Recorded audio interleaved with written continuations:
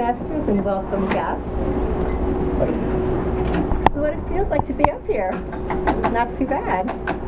Kind of fun. Alrighty, well, I didn't practice very much because I knew it was going to come out different every time. I kept adding things, and I was changing it at lunchtime today, and I've also learned that I'm going to be a little bit longer than usual, but I'll try to speed it up. I spent all day yesterday at Busch Gardens riding roller coasters because that's part of my if, then, that philosophy. If I can do this, then I can do that.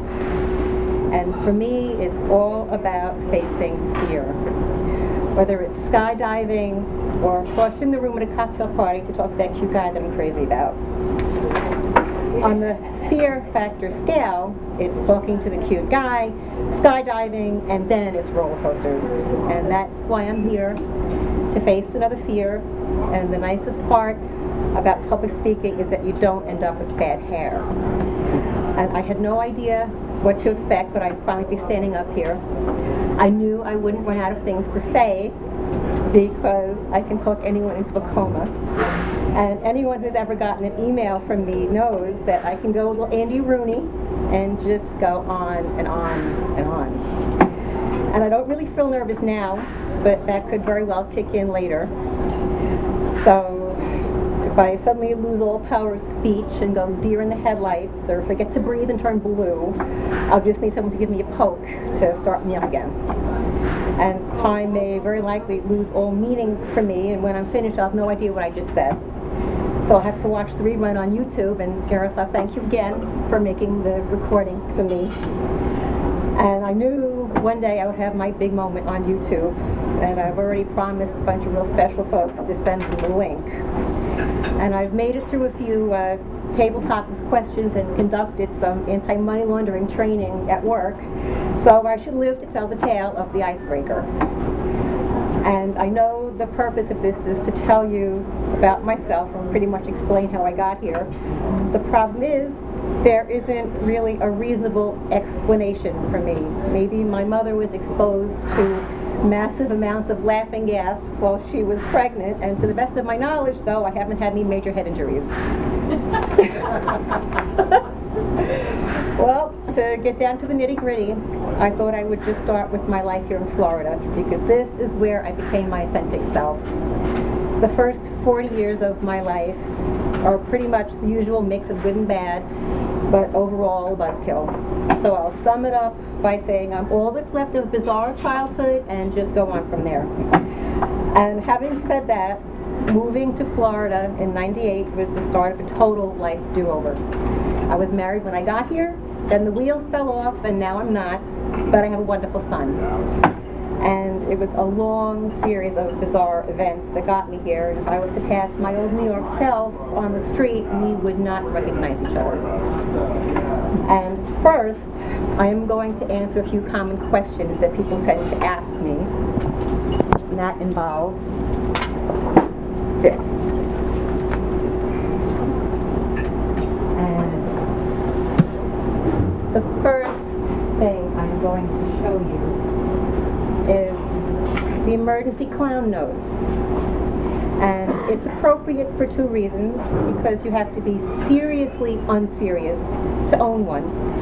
And I have given these to only 2 other people that qualify, and it is a fully functional clown nose. And before I had a normal car, I used to drive 2 vintage VW Beetles, a '69 bubble top and a '74 Super Beetle convertible. And Volkswagens were used in the circus as the clown car for a very good reason, because they have a lot of personality. And I would alternate between them, because when one was in the shop, I would drive the other one. And I think I met every AAA tow truck driver on Highway 19. It's like driving a lawnmower with doors. And trust me on this one, you haven't lived until you've driven a vintage Beetle in Florida in August. I'll tell you what, you're praying to death. And then we have this. It just goes well with the clown nose, so it was there. And then there is this, just because it's fun. Because people are always asking me what's in the giant purse that I carry, so I think I better come clean. And then there's also this, because I never know when I'm going to have to make an omelet or defend myself. And then this is really the best because, see, it goes off by itself. These live in my bag just for the fun of it because people are always saying what is in there and it makes noises, and when it goes off by itself it's usually this one. And that's when the facial expressions are priceless and I just say, look, it wasn't me, something lives in the bag, sorry. And another common question is, why all the jewelry? And when I'm bored, I read it. I have my own soundtrack, and I always know wherever I am. I hear the jingles. And you can hear me coming from a mile away. And one of them is actually my warning label. And I swear to God, it says, cleverly disguised as a responsible adult. It really does. And they ask me, do I sleep with all this stuff on? And most of it stays on, except the long stuff comes off. And I can untangle the knots in a mirror without taking it off. That's my secret talent. And no, the noise doesn't keep me up at night. And actually, all this had to come off yesterday for the roller coasters because I would have been missing some teeth. And it for sure comes off when I skydive because if it were to fall off, Florida would have its own Grand Canyon. And it's also a lot of fun at airports, and I'll tell you, Tampa has a better sense of humor than JFK, because there are a bunch of poops in JFK. And people also ask me why I wear black so much. And it started 25 years ago. I had to get something to match a leather jacket. And yeah, I was the only kid in nursery school with a leather jacket. And if I decide I want to moonlight in a funeral parlor, I have all the right clothes. And the only problem with that is with all the jewelry and just laughing and carrying on so much, I'd wake the dead, so it wouldn't last very long. And today I did a color pop just to mess with my fans at work, because it threw everybody off. And the most common question of all is, how do I wear these shoes and not break my neck? And they are far from sensible. Ooh. But they're very comfortable, and I'm short. I'm only 5'3", so I need a little artificial height. And then I can do this.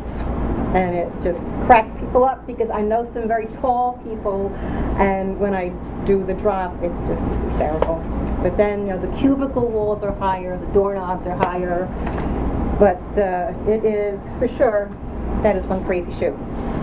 But I've got them in a few different colors, so, Anyway, right now I work as a compliance analyst in a securities broker-dealer in Tampa.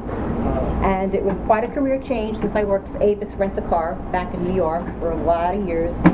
And again, it was a weird chain of events that brought me to this career. It started when I joined a small firm in Palm Harbor, and I loved it.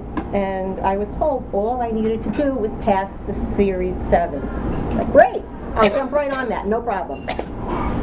Turns out it wasn't as easy as I thought.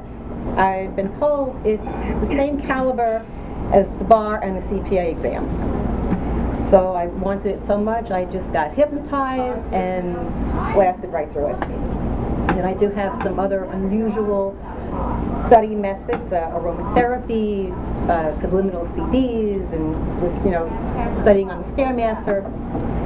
And then I did some other securities licenses, and I did the Certified Anti-Money Laundering Specialist last October, and that was a lot of fun. That was very, very interesting. And I went to the conference in Las Vegas for the anti-money laundering, and people come from all over the world to see this, and you learn about what the bad guys are doing and what the good guys are doing to stop them in their tracks. And my current project is the Certified Fraud Associate, and this is great too. It goes well with the anti-money laundering. And last week I watched a webinar, How to Think Like a Fraudster, and they said a fraudster's greed is infectious. And a friend of mine who was one of the presenters said that using your intuition is very important in figuring out what happened, and you also don't want to let on how smart you are. They will just keep talking and hang themselves with their own rope.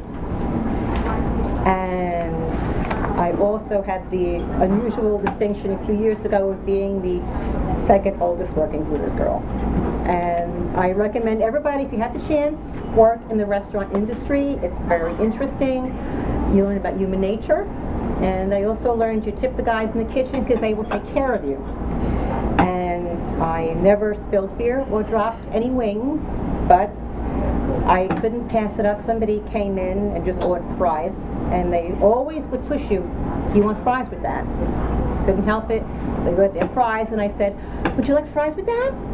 And it was another priceless moment, but I couldn't help it. It was on my bucket list. I had to ask the question.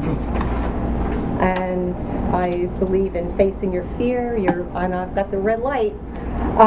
Your most embarrassing moments build character and keep you humble. And I just want to say, I know I don't fit the usual profile of a compliance analyst. I am serious as a heart attack, but I've been told I'm too nice for compliance. And if I was to describe myself, it would be a Renaissance woman with an impressive shoe collection, a gun-toting, roller coaster riding, Irish soda bread baking, skydiving, fraud fighter wannabe, a certified anti-money laundering specialist who's not a real grown-up and a chronic overpacker, and I'm a real goofball who was once the second oldest working Hooters girl. And I guess that wraps it up.